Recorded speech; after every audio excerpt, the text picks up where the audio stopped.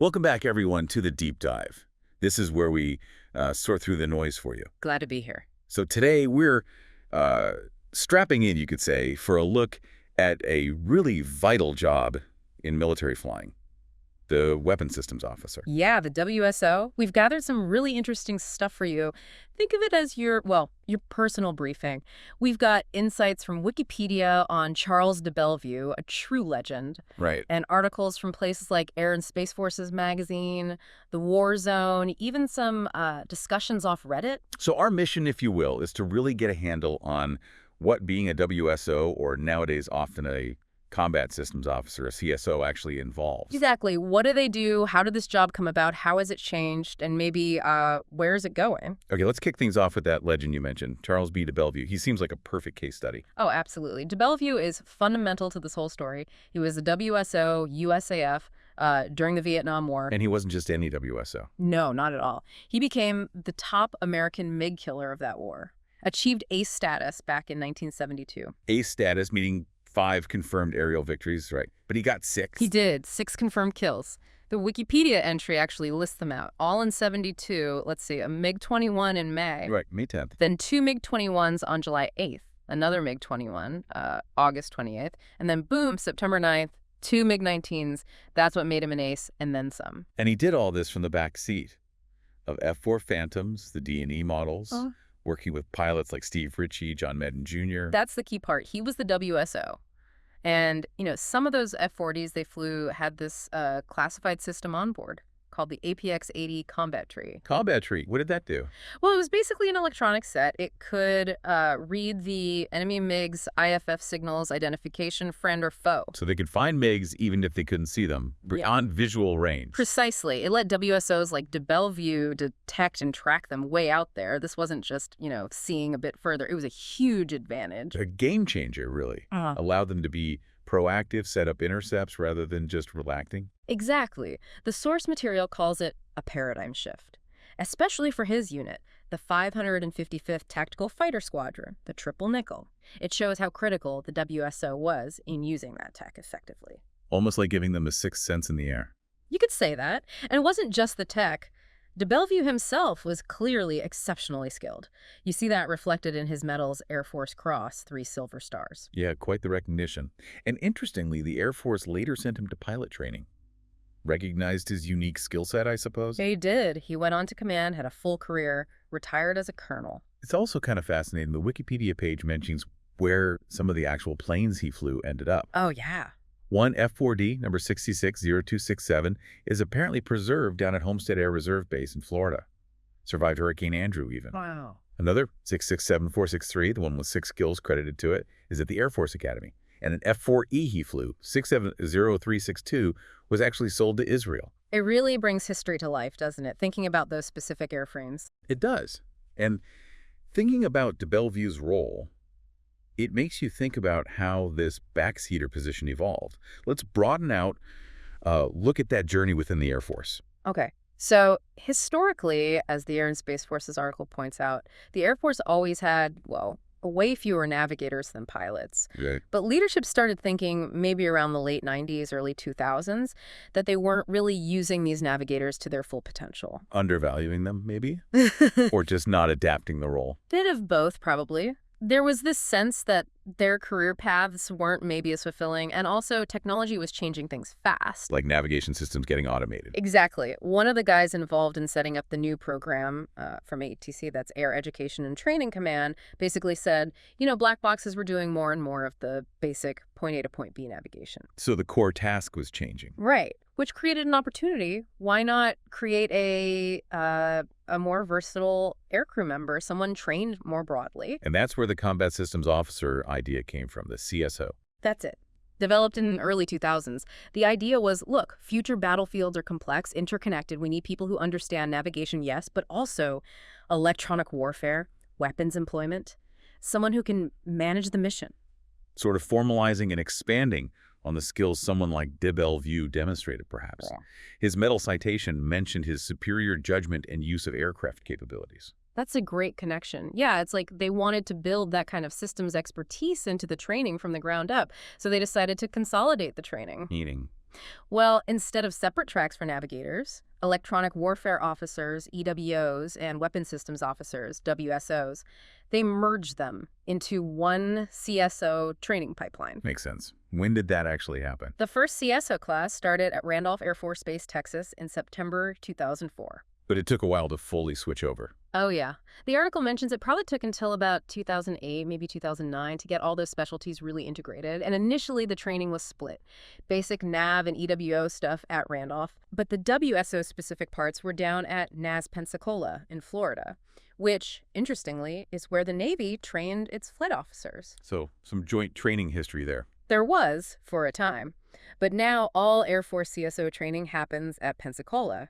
The CSO Wikipedia page tracks this, the setting up of the 479th Flying Training Group there. By 2009, yeah, most operational NAVs were CSOs. It's a really significant shift from just guiding the plane to being a mission manager, a weapons expert. Absolutely.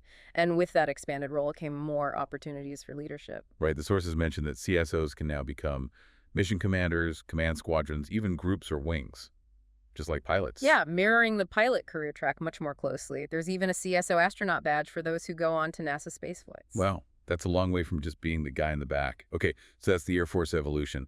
How does this WSO or CSO role look in other branches or internationally? Good question. The general Wikipedia page for WSO gives a good overview. Broadly speaking, it's an officer involved in air ops and weapon systems.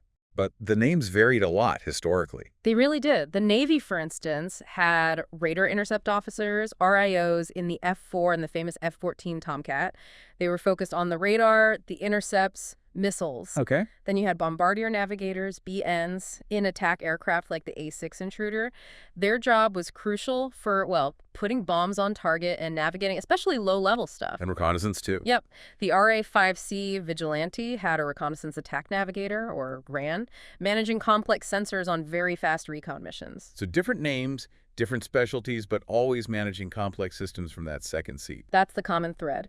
And modern cockpits with all the multifunction displays and jets like the F-15E or the Navy's FA-18F Super Hornet, they've made roles even more flexible. So within the USAF today, the term WSO is mostly for the F-15E Strike Eagle backseater. Primarily, yes. And they also redesignated the Navigator and Radar Navigator roles in the B-52 and B-1 bombers as WSOs too. So it's standardized across those platforms now. And outside the U.S.? The UK uses the WSO term as well for their mission systems operators on various aircraft. What about the Navy and Marines now? Still using WSOs? The Navy definitely does in their FA-18F Super Hornets. The Marines fly WSOs in their older FA-18D Hornets, but there's a big change happening there. Oh. Yeah, the Warzone article highlights this.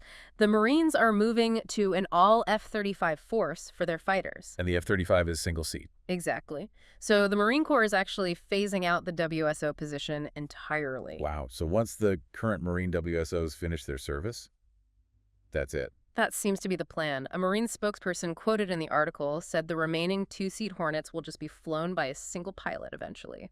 No backseaters. That's the end of an era for them, isn't it? They used two crew jets like the Phantom and Intruder for a long time. It really is. And, you know, some of the Reddit discussions we looked at touched on this history too, like how the Air Force shifted from having two pilots in the F-4 in early Vietnam to pilot WSO crews, partly because of pilot shortages, partly cost. Always complex reasons behind these shifts. And the training is different too, right? Between Air Force CSOs and Navy Marine WSOs. Yeah, the WSO Wikipedia page mentions Navy and Marine WSOs start as student naval flight officers, SNFOs, down at Pensacola. They go through distinct primary, intermediate, and advanced stages. But the Air Force CSOs are also trained at Pensacola now. They are, but it's a separate Air Force program run there. They used to have some integrated training with the Navy, but that's not the case anymore. Okay, got it. So we've covered the history, the evolution, the current state across different services. Let's look ahead. The future of the second seat. Is it even guaranteed to be human? Now we get into some really interesting territory. This idea of human-machine symbiosis. Symbiosis. Like AI. Exactly. There's thinking, referenced in a CSBA report, that artificial intelligence could potentially take over a lot of the tasks. Things like navigation, maybe even complex flight control, sensor fusion, acting as a sort of virtual second-seater. An AI co-pilot. That sounds like science fiction. Well, it's rapidly moving closer to reality. The idea isn't necessarily to replace the human entirely, but maybe shift the human's role.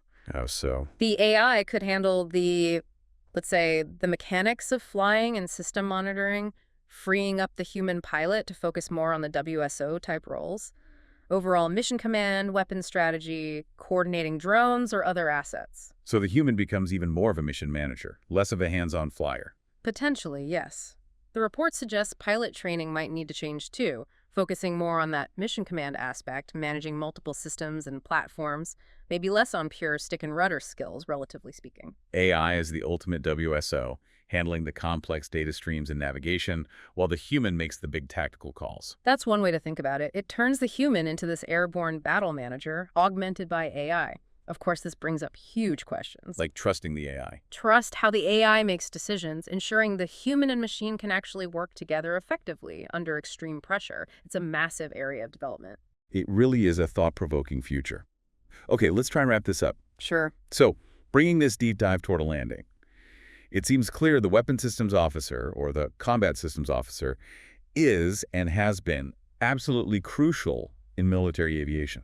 Definitely not just a backseater. It's a role that's changed dramatically over the years, driven by technology, by changing needs on the battlefield. From RIOs calling out MiGs in Vietnam to CSOs managing complex networks today. Right. They're fundamental to mission success. Experts in weapons, electronic warfare, navigation, overall mission management, integral. And the future looks like it might involve another huge shift, with AI potentially stepping in as that virtual second-seater. It does. It could redefine cockpit dynamics all over again, changing the human role significantly. Which leaves us with a final thought for you, our listener.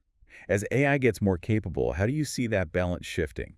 Between the human pilot and the virtual co-pilot, what skills become paramount for air warfare professionals in that kind of future? Yeah, something to really chew on. It's a constantly evolving field. Absolutely. Well, thank you for joining us on this deep dive into the world of the WSO and CSO. We hope you found it informative. Yeah, it was great exploring this. And hey, if you did enjoy it, maybe consider leaving a comment below, hit that like button, perhaps share it with someone else who's interested in this stuff. And subscribing to the channel really does help us out. It lets us keep digging into topics like this. It really does. We appreciate the support. Thanks again for listening to The Deep Dive.